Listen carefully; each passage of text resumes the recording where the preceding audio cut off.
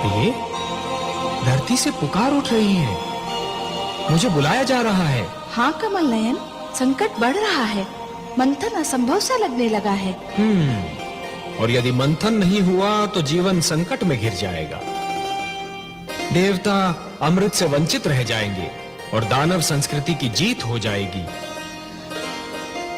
परंतु हे कमल नयन, मंथन कैसे होगा? मंदराचल तो समुद्र में डूबा जा रहा है।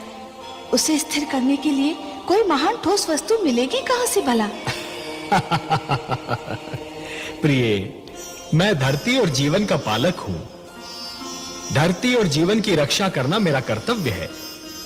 मैं मंदराचल को अपनी पीठ पर रोक लूंगा। आप मंदराचल को अपनी पीठ पर रोकेंगे? हाँ प्रिय, मैं कूर्म का रूप धारण करूंगा। यह मेरा कूर्मा अवतार होगा। दूसरा अवतार, मंदर पर्वत मेरी पीठ पर टिक जाएगा और फिर समुद्र मंथन में कोई कठिनाई ही नहीं होगी। परंतु हे कमल नयन, आपने तो कहा था कि आप मानव लोक पर उसी समय जाएंगे जब मानव कल्याण को कोई संकट होगा। ये तो देवताओं और दानवों का झगड़ा है।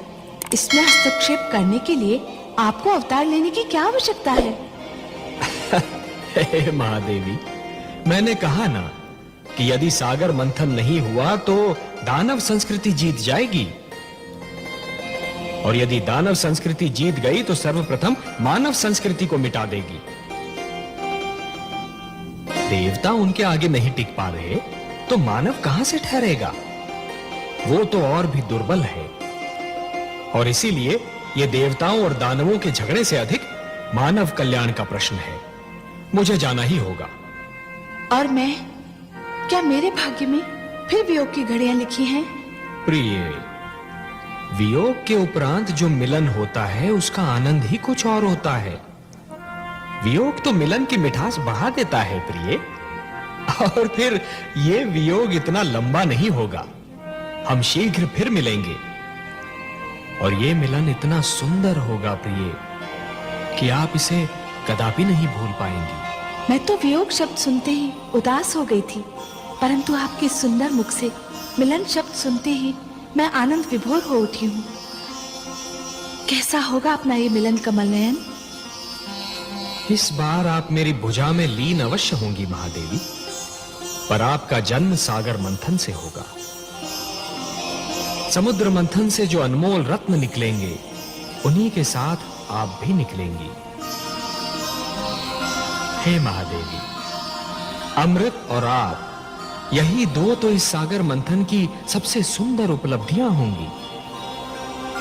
आप प्रेम का प्रतीक हैं, ममता का स्वरूप है, और जीवन के लिए प्रेम और ममता अमृत से कम नहीं देवी।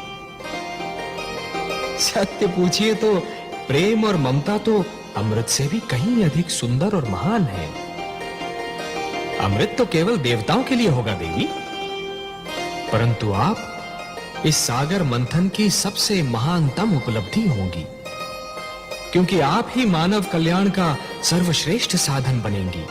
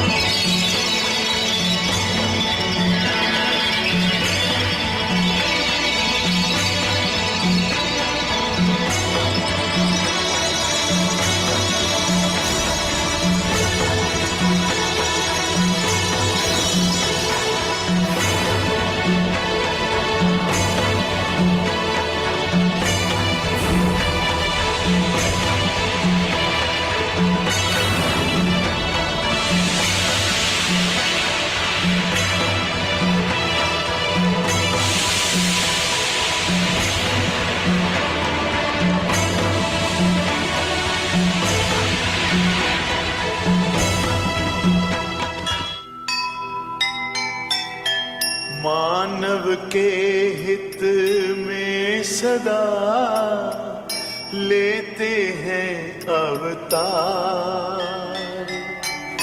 सागर मंथन का लिया नारायण ने भार। लीलाधर भगवान की लीला बड़ी अनूप। धरती के कल्याण को लिया कुर्म का रूप। लिया कुर्म का रूप।